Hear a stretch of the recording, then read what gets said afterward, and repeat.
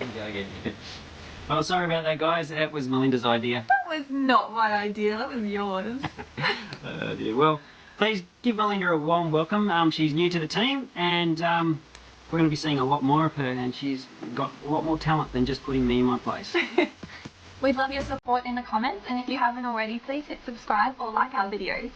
So today we're going to talk about a few of my collection stones that I've kept for many years, and some of them have some really cool stories to them. So Melinda's going to ask me a few questions about them, and I'm going to let you know, because I love opal so much that I've kept some for many years, and there's some really nice fine stories behind them, and that's what becomes heirlooms, is something that has a lot of history to it, and that's what I'm trying to create with my family and my son for the future.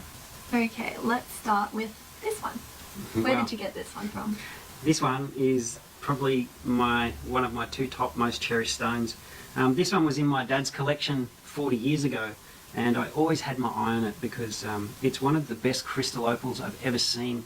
It's so clear, and it's double-sided, and the pattern just reminds me of my dad, you know.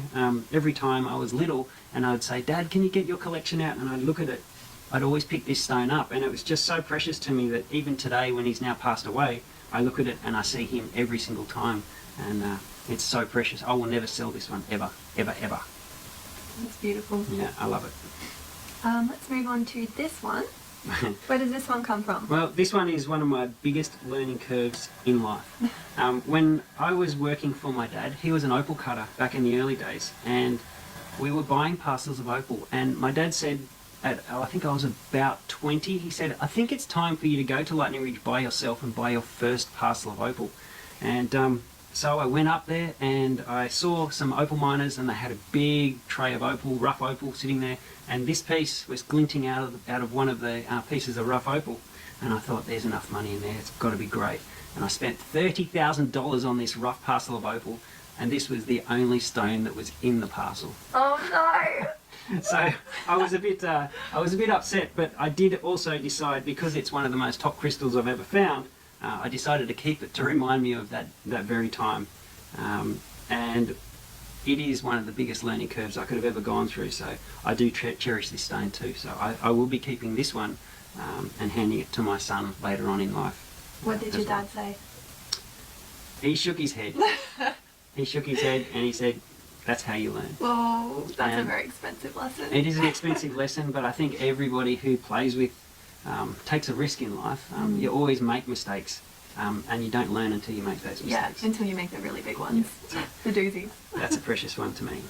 Now this is my favourite so far. Yes. Tell me about this one.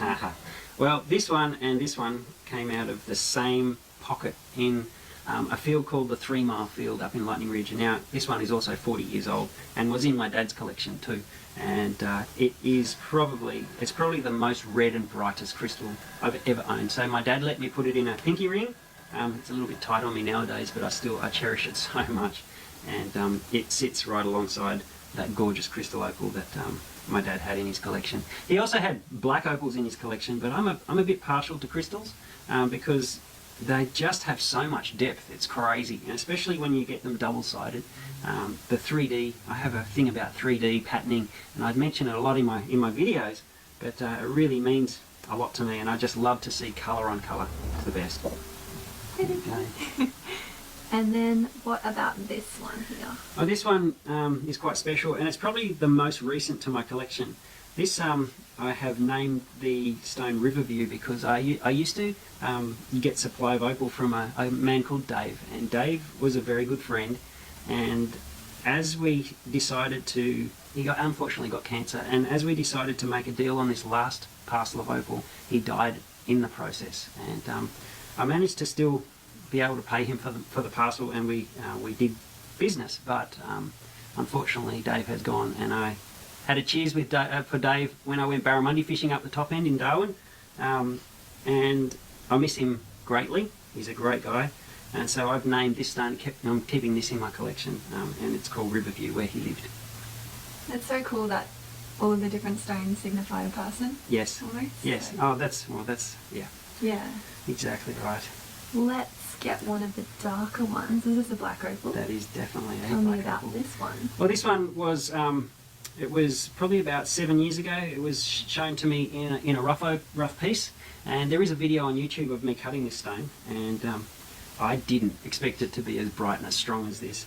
And the reason why I kept this stone is because in black opal my favourite colours are blue and green, and when they're this bright, because I love fishing, I love the ocean, I love the forest, I love everything about those colours are part of my life.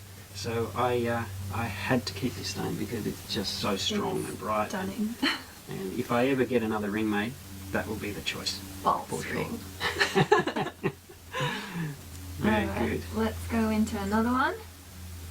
What does this one mean anything to you? Is it? It actually, this one probably means the least in the lot, but it's just because the green in it was so unique and the darkness is so unique, and it's got a high dome to it, really nice cut.